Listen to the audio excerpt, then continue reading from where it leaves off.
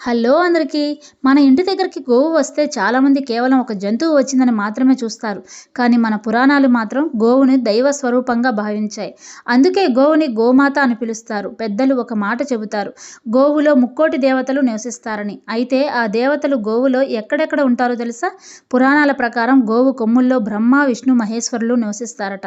కొమ్ముల మధ్య గంగాదేవి ఉంటుందని చెబుతారు. గోవు కళ్ళల్లో సూర్యచంద్రులు, నాలుకలో సరస్వతీదేవి, వెన్నుపైన శ్రీ మహావిష్ణువు, గోవు పాదాల్లో సమస్త తీర్థక్షేత్రాల శక్తి ఉంటుందని విశ్వాసం. అలాగే తోకలో లక్ష్మీదేవి ఉంటుందని.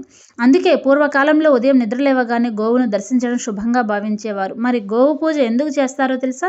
గోవుకి పసుపు కుంకుమ పెట్టి, గోవుకు ఆహారం పెట్టి ప్రదక్షిణ చేస్తే ఇంట్లో ఉన్న నెగిటివ్ శక్తులు తొలగిపోతాయని పెద్దలు చెబుతారు. ముఖ్యంగా శుక్రవారం రోజు గోవు పూజ చేస్తే లక్ష్మీదేవి కటాక్షం లభిస్తుందని విశ్వాసం. ఇంకో విషయం తెలుసా? గోవు ఇంటి ముందుకు వచ్చి నిలబడితే దాన్ని చాలా శుభసూచకంగా భావిస్తారు. ఎందుకంటే గోవుతో పాటు సర్వదేవతల ఆశీర్వాదం కూడా మన ఇంటికి వచ్చిందని నమ్మకం. అందుకే చాలామంది గోవుకి ఒక ముద్ద అన్నం పెట్టి, అరటిపండు లేదా ఆకుకూరలు పెట్టి నమస్కారం చేస్తారు. మన పురాణాల్లో గోవుని కామధేనువుగా కూడా వర్ణించారు. అంటే కోరిన కోరికలు తీర్చే పవిత్రమైన దైవ స్వరూపం అని అర్థం.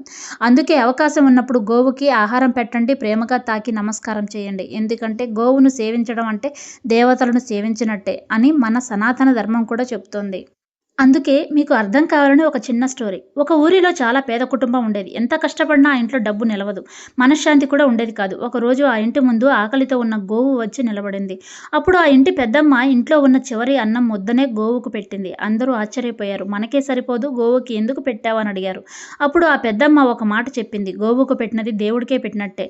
గోమాత ఆకలిగా వెళ్ళకూడదు అని. ఆ రోజు నుంచి ప్రతిరోజు ఆ కుటుంబం గోవుకి ఒక ముద్ద ఆహారం పెట్టడం ప్రారంభించింది. కొన్ని రోజుల తర్వాత ఆ ఇంట్లో పరిస్థితులు మెల్లమెల్లగా మారడం మొదలైంది. కష్టాలు తగ్గిపోయాయి. డబ్బు నిలవడం మొదలైంది. ఇంట్లో ప్రశాంతత వచ్చింది. అప్పుడు ఆ కుటుంబం ఒక విషయం అర్థం చేసుకుంది. గోవు కేవలం జంతువు కాదు, దైవ స్వరూపం. గోవుని ప్రేమగా చూసిన ఇంట్లో దేవుని ఆశీర్వాదం తప్పకుండా ఉంటుంది అని. మరి ఈ వీడియో మీకు నచ్చిందని అనుకుంటున్నాను. నచ్చితే కనుక లైక్ చేయండి, షేర్ చేయండి, కామెంట్ కూడా చేయండి. అన్నట్టు ఈరోజు శుక్రవారం కదా, మీరు గోవు పూజ చేశారా? గోవు పూజ చేసినప్పుడు గోవుకు ఆహారం కూడా పెట్టండి. అలాగే ఇంటి ముందుకు వచ్చిన గోవుని నిర్లక్ష్యంగా వదిలేయొద్దు. ఆహారం పెట్టి పంపించండి.